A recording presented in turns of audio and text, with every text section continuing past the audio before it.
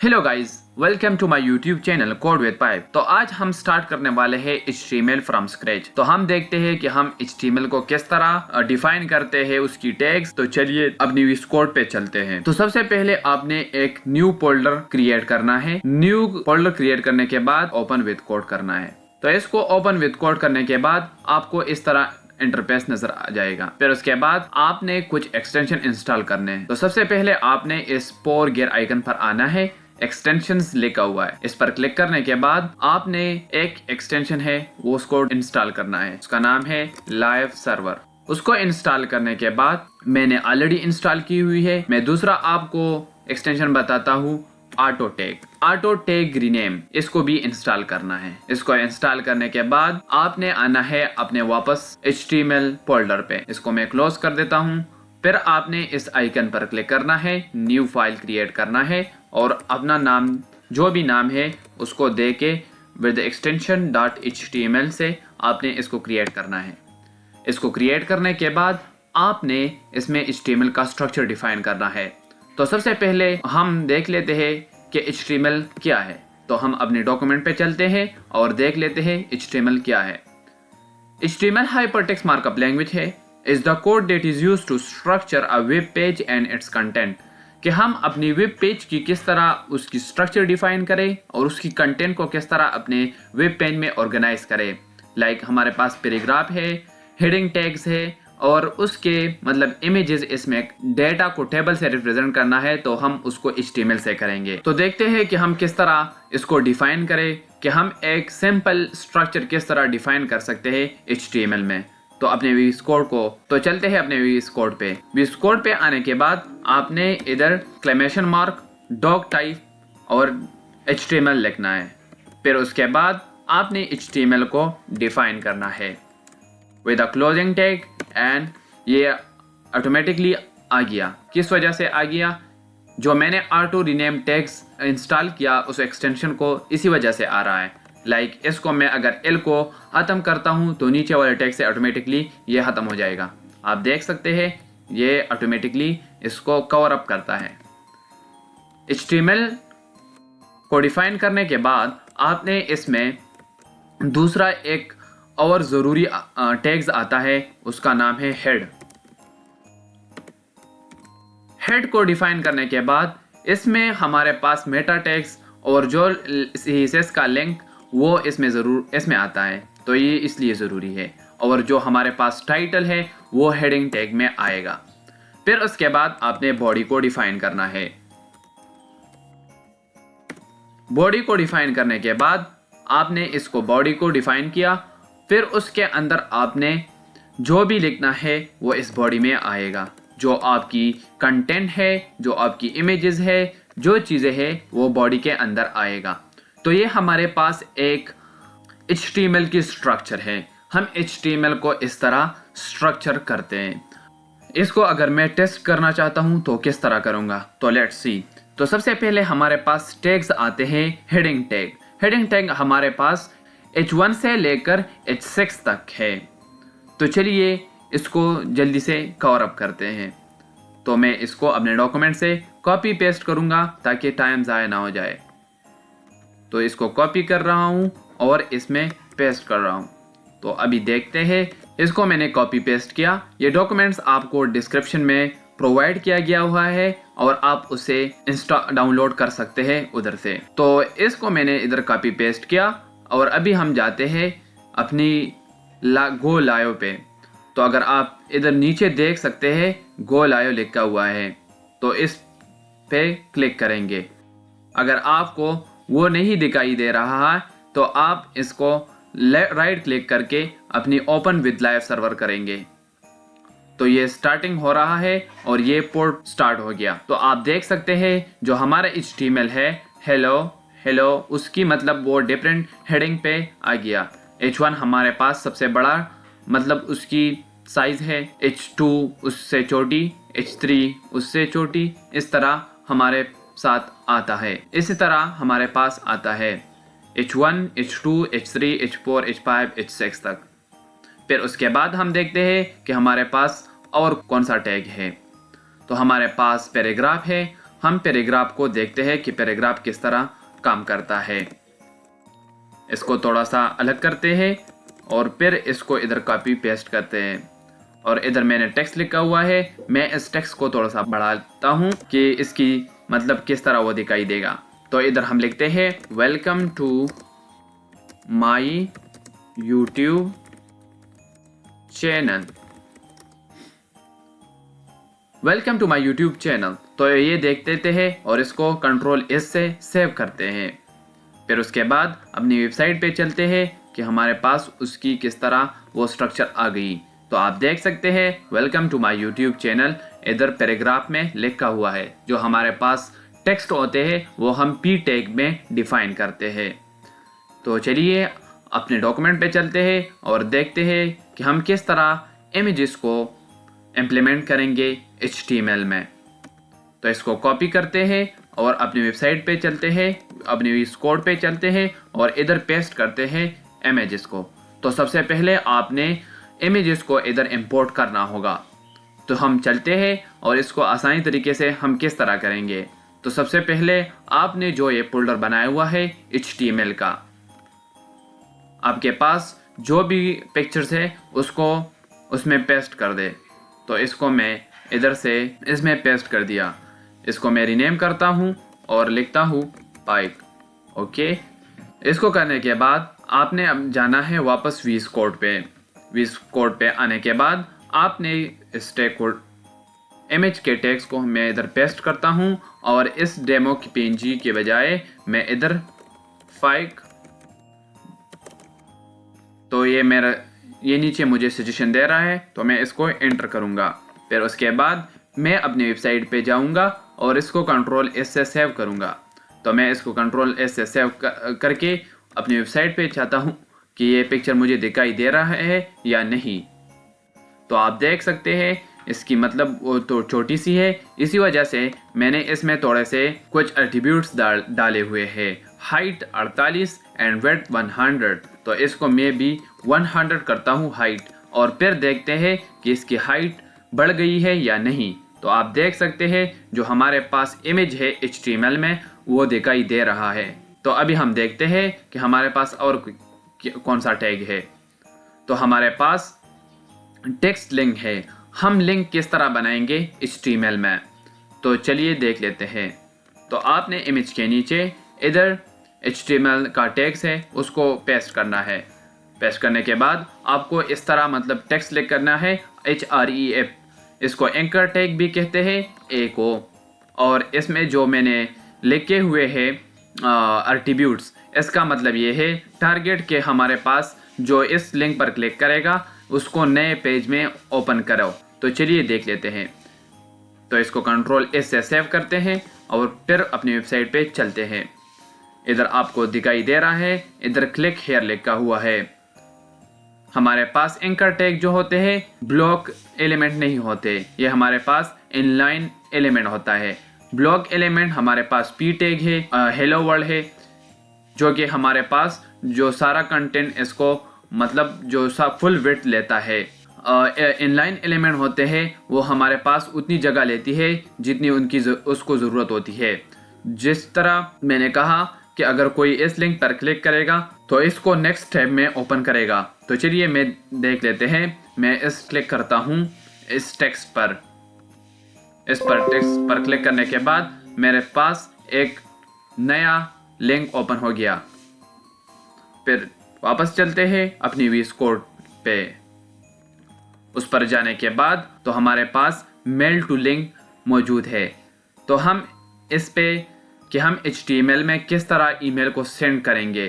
तो इसको मैं कॉपी करता हूँ और फिर अपनी वीज कोड पे जाके इधर पेस्ट करता हूँ href mail to @target top और सेंड करना है। तो इसको सेव करते हैं और फिर इसके आउटपुट देखते हैं। इसको देखने के बाद आपने अपने वेब ब्राउज़र पर जाना है और इधर सेंड मेल पर क्लिक करना है। सेंड मेल पर क्लिक करने के बाद आपसे ये मांगेगा कि अपने ईमेल को ओपन कर दीजिए, जो कि इसने मुझे भेज दिया है अपनी ईमेल पे। तो मैं अभी तक इसमें साइन इन नहीं हूँ तो मैं इसको छोड़ देता हूँ। हम अभी सिर्फ टैग्स उसको डिफाइन करते हैं कि टैग किस तरह काम करता है। फिर उसके बाद हमारे पास इनर एंकर टैग्स क्या होता है। अभी मैं देख लेता हूँ कि हमारे पास एंकर टैग्स किस तरह काम करता है। इसको अपनी वीस कोड पे आके इधर पेस्ट करते हैं। इसको थोड़ा सा ऑर्गेनाइज करते हैं। तो अभी इसको सेव करते हैं और इसकी आउटपुट देखते हैं। अपने वेब ब्राउज़र पर जाते हैं और इधर देखते हैं जंप टू पुट नोट, ये इधर लिंक चेंज हो गया। फिर उसके बाद पुट नोट कंटेंट। अभी देख लेते हैं कि इसमें क्या फ़र्क है। तो हमने इधर href डिफाइन किया हुआ है और इधर हमने नेम डाला हुआ है। तो इस मतलब ये एंकर टैग गलत है, ये ऑटोमेटिकली टेक्स्ट में कन्वर्ट हो गया। अगर मैं इसको कंट्रोल X करके इसके अंदर डालता हूँ तो फिर क्या होता है। तो अपने वेब ब्राउज़र पर जाते हैं और फिर देखते हैं इसकी मतलब कोई लिंक नहीं बनी। फिर अपने डॉक्यूमेंट्स पे जाते हैं और दूसरा देखते हैं कि हम टेक्स्ट को किस तरह बोल्ड करेंगे। टेक्स्ट को बोल्ड करने के बाद हम अपने वीएस कोड, इसको कॉपी करने के बाद हम अपने वीएस कोड पे आएंगे और इधर पेस्ट करेंगे। स्ट्रॉन्ग हमारे पास प्रॉपर्टी है टेक्स्ट को बोल्ड करने के लिए। इसको हम सेव करते हैं और चलते हैं अपने वेबसाइट पे। तो ये हमारे पास बोल्ड टेक्स्ट आ गया। फिर उसके बाद हम दूसरा देखते हैं कि हमारे पास और क्या है। हम टेक्स्ट को किस तरह इटैलिक बना सकते हैं HTML में। तो हमारे पास एक प्रॉपर्टीज आता है EM का। इसको मैं कॉपी करता हूँ और अपनी इस कोड पे जाके इधर पेस्ट करूँगा। इसको थोड़ा सा ऑर्गेनाइज करूँगा और फिर इसको सेव करके इसको चेक करूँगा कि इसकी टेक्स्ट की आउटपुट क्या आएगी। तो आप देख सकते हैं ये इटैलिक बन चुका है। उसके बाद हम अपने डॉक्यूमेंट्स पे चलते हैं और तीसरा देखते हैं। फिर पर चलते हैं और देखते हैं कि हमारे पास और कौन सी टैग्स है। अंडरलाइन टेक्स्ट, हम अपने टेक्स्ट के नीचे लाइन किस तरह खींचेंगे। तो इसको सेव कंट्रोल S करते हैं और फिर अपने वेब ब्राउज़र पर चलते हैं और देख लेते हैं कि टेक्स्ट अंडरलाइन हो गया है या नहीं। तो हमारे पास आउटपुट अंडरलाइन आ गया है। आई फ्रेम क्या होता है, जो हमारे पास लिंक है उसको हम अपने सिस्टम में किस तरह एम्बेड कर सकते हैं। अगर हमारे पास एक वेबसाइट है और हम अपने वेबसाइट में किसी यूट्यूब की वीडियो लगानी है तो हम उधर से आई फ्रेम का कोड कॉपी करके उधर पेस्ट करेंगे तो वो यूट्यूब की वीडियो हमारी वेबसाइट पे चलेगी। तो इसको मैं कंट्रोल कॉपी करूंगा और फिर इधर नीचे पेस्ट करूंगा और सेव करके इसकी आउटपुट देखते हैं कि उसकी आउटपुट क्या आ रही है। अगर आप देख सकते हैं तो can not gate link HTML, क्योंकि उसकी कोड को हमने लिंक को हमने अच्छी तरह कॉपी नहीं की हुई है। अगर आपने YouTube की वीडियो इधर लगानी है तो आपने आई फ्रेम की जो लिंक है उसको कॉपी करके आई फ्रेम में पेस्ट करके आपको वो दिखाई देगी।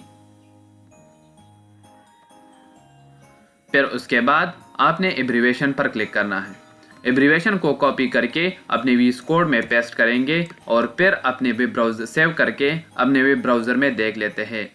अगर आप देख सकते हैं तो HTML, तो सबसे पहले मैं कुछ चीज़ें कमेंट करना चाहता हूँ। कमेंट किस तरह करेंगे, तो इन सब को मैं कमेंट करता हूँ।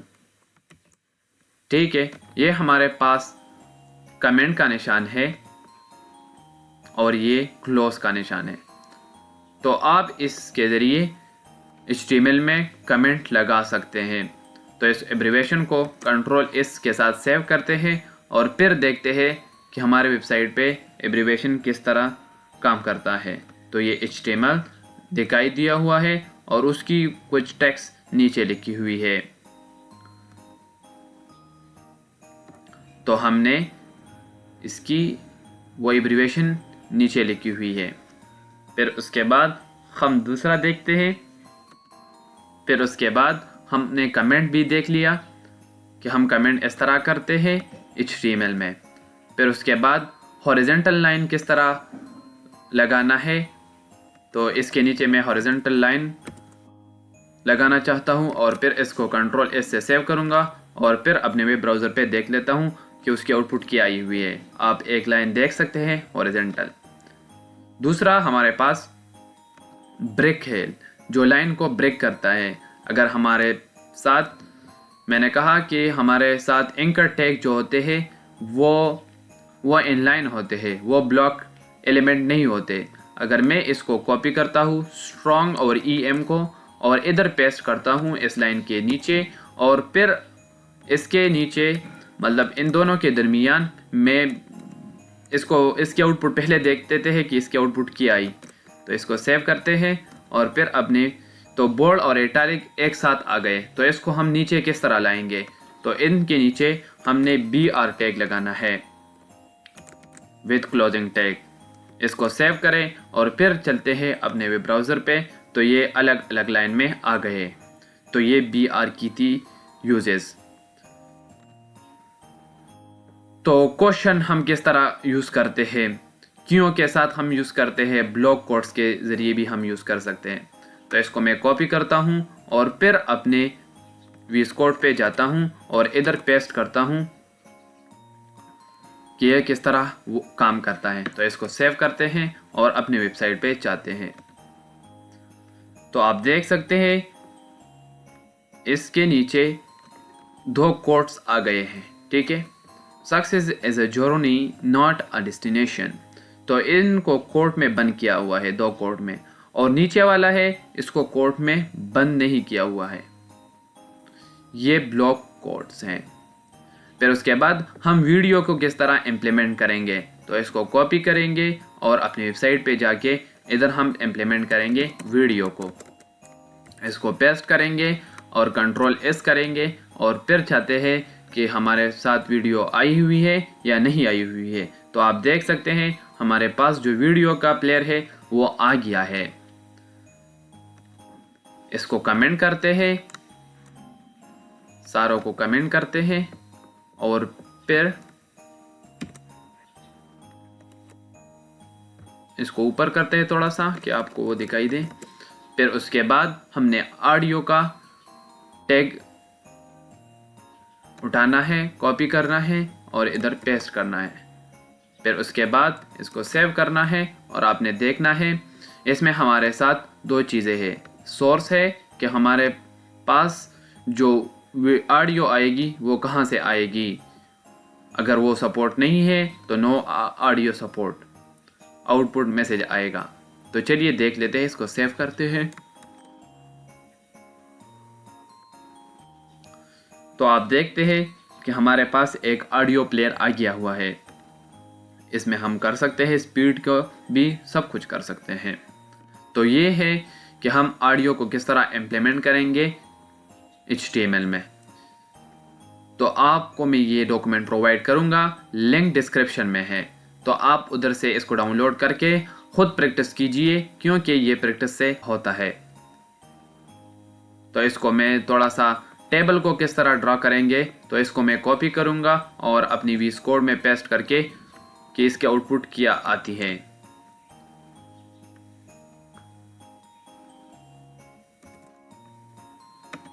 तो इसकी आउटपुट क्या आएगी, तो इसको पेस्ट करते हैं और सेव करते हैं और फिर जाते हैं अपनी वेब ब्राउज़र पे। तो आपको देख रहा होगा नेम के नीचे जॉन जेक और उसकी पूर्ण नंबर और इसकी पुटर और हेडर हमने डिफाइन किया हुआ है। अगर आप टेबल में जाके थोड़े से मतलब वो देख लेते हैं तो टेबल कैप्शन हमारे पास ना पूर्ण नंबर होनी चाहिए। तो इसको थोड़ा सा ऑर्गेनाइज करेंगे। कैप्शन के नीचे टेबल आ गया, फिर उसके बाद हमने कैप्शन डिफाइन किया। फिर उसके बाद table head, THEAD means table head. फिर उसके बाद TR टेबल रो। फिर उसके बाद टेबल हेड मीन रो का जो टेबल है उसमें हेड। फिर उसके बाद दूसरा, और कोलैप्स का मतलब है कि हम 2 कॉलम को एक दूसरे के साथ कोलैप्स कर रहे। इसी तरह TR मतलब रो, TD का मतलब क्या है? Table data. टेबल में जो भी डेटा होगी वो इससे रिप्रेजेंट होगा। फिर उसके बाद टेबल बॉडी है, फिर उसके बाद टेबल पुटर है। तो हम इसको इस तरह डिफाइन करते हैं। एक टेबल को हम किस तरह डिज़ाइन करते हैं HTML में। तो आपने इस पे प्रैक्टिस करनी है। ये डॉक्यूमेंट्स मैं आपको प्रोवाइड करूँगा। लिस्ट को किस तरह रिप्रेजेंट करें अपनी वेबसाइट में। एक हमारे पास है अनऑर्डर लिस्ट और एक है ऑर्डर लिस्ट। तो हम अनऑर्डर लिस्ट को देखते हैं कि वो किस तरह दिखाई देगा। तो मैं इसको कमेंट करता हूँ, फिर उसके बाद हम इसको पेस्ट करेंगे और सेव करेंगे। तो ये हमारे पास जो बुलेट पॉइंट है उसमें रिप्रेजेंट किया। अगर हम ऑर्डर लिस्ट को यूज़ करेंगे तो इसको OL करेंगे, UL की जगह OL। और फिर देखते हैं 1 2 3 मीन्स कि इसको नंबर से रिप्रेजेंट किया। तो ये थी हमारी आज की वीडियो। अगर अच्छी लगी हो तो प्लीज़ हमारे चैनल को सब्सक्राइब कीजिए और वीडियो को लाइक एंड शेयर ज़रूर कीजिए। Thanks for watching this video.